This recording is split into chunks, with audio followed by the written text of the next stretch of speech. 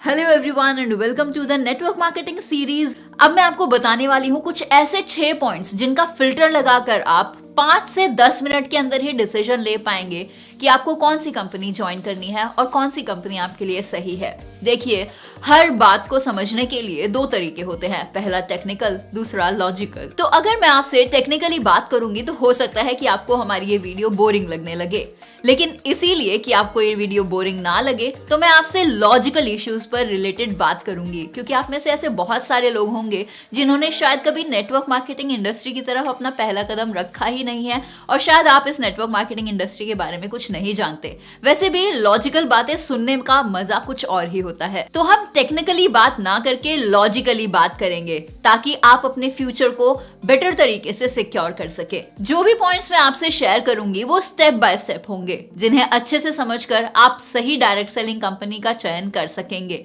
तो ज्यादा समय ना लगाते हुए चलिए जानते हैं वो कुछ जरूरी बातें। So the very first point is companies profile, और यहीं से शुरुआत होती है, क्योंकि जब भी आप कोई भी डायरेक्ट सेलिंग कंपनी ज्वाइन करते हैं तो आप खुद उसे रिप्रेजेंट करते हैं और वहां पर सवाल आता है आपकी खुद की फेस वैल्यू का।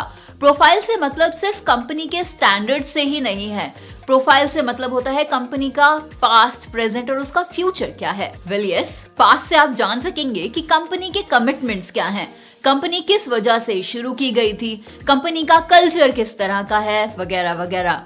बट इसको और आसानी से समझने के लिए एक ट्रिक आपको बताती हूँ। अगर कंपनी आज से 6 या 7 साल पुरानी है, मतलब 6 से 7 सालों से मार्केट में हो गए हैं काम करते हुए, तो कितने प्रोडक्ट्स हैं उस कंपनी के और किस तरह की मैनेजमेंट को वो लेकर आई है मार्केट के अंदर। वो आज भी उसी मैनेजमेंट और उन प्रोडक्ट्स के साथ काम कर रही है या उसने खुद को समय के साथ और उसके मुताबिक चेंज कर लिया है। अगर नहीं करा है तो आपको भी डिसीजन अभी नहीं लेना है, आपको कुछ टाइम और होल्ड करना है, क्योंकि उसके बाद बात आती है प्रेजेंट की, कि क्या कंपनी आज जिस लेवल पर है वहां से नेक्स्ट लेवल पर मूव ऑन करने के लिए कंपनी किस तरह की प्लानिंग्स कर रही है, कंपनी अपने लीडर्स और अपने डिस्ट्रीब्यूटर्स की ग्रोथ के लिए क्या प्लानिंग कर रही है और अपने प्रोडक्ट्स पर कंटिन्यू R&D कर रही है या नहीं, और लास्ट इज फ्यूचर। ये किसी भी डायरेक्ट सेलिंग कंपनी के लिए बहुत ही महत्वपूर्ण पॉइंट है, क्योंकि अगर कंपनी के पास कोई विजन ही नहीं है और जैसा चल रहा है कंपनी सब कुछ उसी तरीके से लेकर चलना चाहती है, सो प्लीज आप इस तरह की कंपनी से दूर रहें, क्योंकि वहां पर आपकी ग्रोथ बिल्कुल नहीं होगी। तो किसी भी कंपनी को ज्वाइन करने से पहले आपको देखना है कि कंपनी शुरू क्या हुई थी, कंपनी के पास कितने प्रोडक्ट्स थे और आज कितने हैं, और फ्यूचर में कंपनी किस विजन को लेकर काम कर रही है। So the second point is companies products and services.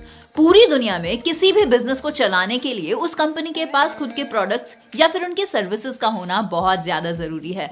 जिस भी कंपनी को आप सेलेक्ट करना चाहते हैं उसकी प्रोडक्ट रेंज क्या है, क्या वो एक आम आदमी के बेसिक नीडेड प्रोडक्ट्स जो भी उनको जरूरत होती है वो कैरी कर रही है, या फिर रेयर नीडेड प्रोडक्ट्स वो रखती है। और इन दोनों में से जो कंपनी नीडफुल प्रोडक्ट्स रखती है आपके लिए उस कंपनी का चयन करना बेहतर होगा, बिकॉज जितने ज्यादा नीडफुल प्रोडक्ट्स होंगे उतनी ही ज्यादा उसकी डिमांड होगी। और सिर्फ नीडफुल प्रोडक्ट होने से काम नहीं चलता, वो अफोर्डेबल भी होने चाहिए।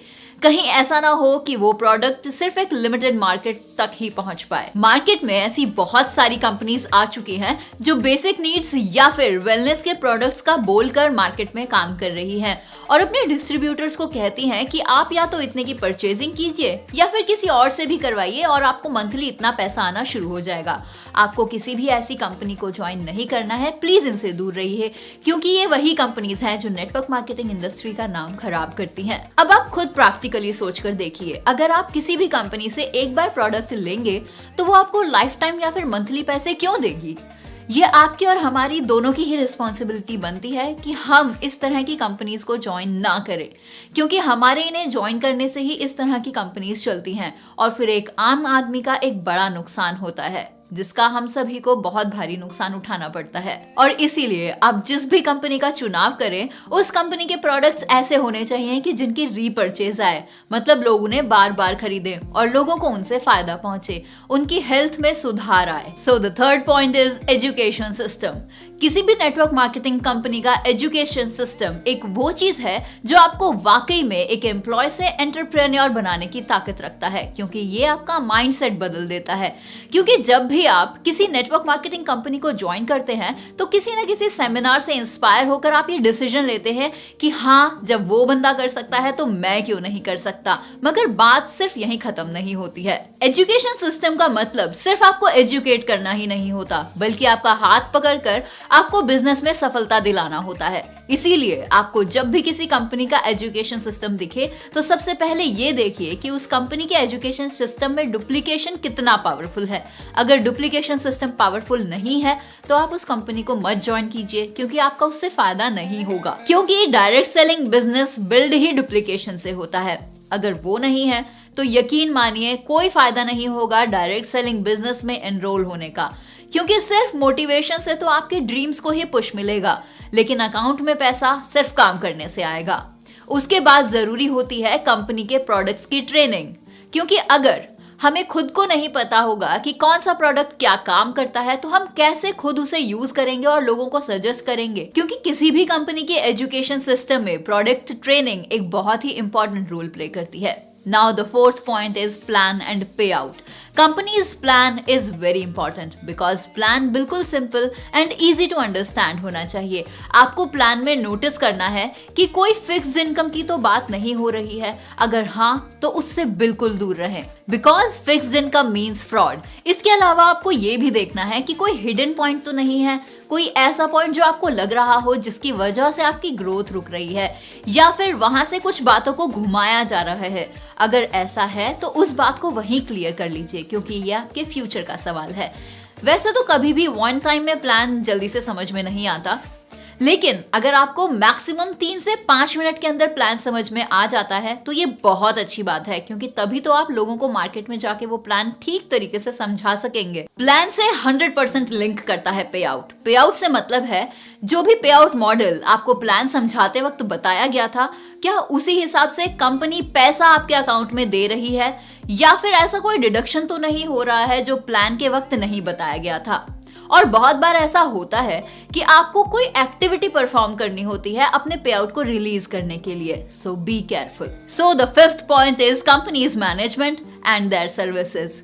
ये आपकी आइडेंटिटी बन जाती है जब भी आप किसी डायरेक्ट सेलिंग कंपनी में काम करना शुरू करते हैं। तब अगर कंपनी की मैनेजमेंट ही स्ट्रांग नहीं है तो आप किस तरह से न्यू डिस्ट्रीब्यूटर्स को सर्व करेंगे जिनको आपने ज्वाइन करवाया है, क्योंकि अगर कंपनी का मैनेजमेंट ही सही नहीं है तो वो किस तरह से लोगों को ठीक से सर्विसेज दे पाएगी, और एक टाइम बाद कंपनी को वाइंड अप करना पड़ सकता है। इसीलिए आपको देखना है कि कंपनी खुद पर कितना काम कर रही है, कंपनी अपने मैनेजमेंट को कितना स्किल्ड रखती है, क्या कंपनी का बैकएंड स्ट्रांग है, क्या वो अपने प्रोडक्ट्स की R&D करके उन्हें अपग्रेड कर पा रही है या नहीं, कंपनी अपना मैन्युफैक्चरिंग प्लांट को किस तरह से मेंटेन कर रही है। ये सभी बातें जानना आपका हक है, तो इन सभी बातों पर जरूर नजर डालिए।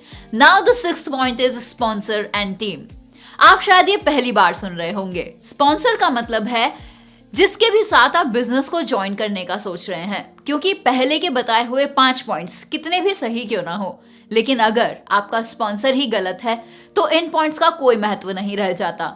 शायद आपने कभी ध्यान नहीं दिया हो, बट ये बहुत इंपॉर्टेंट रोल प्ले करता है। मैं ऐसे बहुत सारे लोगों से मिल चुकी हूँ जो कि कहते हैं कि मेरे मेंटर, मेरी अपलाइन, जिन्होंने मुझे बहुत कुछ सिखाया, इन्होंने मेरी जिंदगी में बहुत बेहतरीन बदलाव लाए। और वहीं मुझे ऐसे भी बहुत सारे लोग मिले हैं जो कहते हैं कि मुझे मेरी अपलाइन ने बहुत कुछ सिखाया, मतलब मुझे नेटवर्क मार्केटिंग ने बहुत कुछ सिखाया, लेकिन अंत में मेरी अपलाइन ने मेरे साथ बहुत गलत किया, उन्होंने मेरा साथ छोड़ दिया और इसीलिए मैंने इस नेटवर्क मार्केटिंग इंडस्ट्री को ही छोड़ दिया।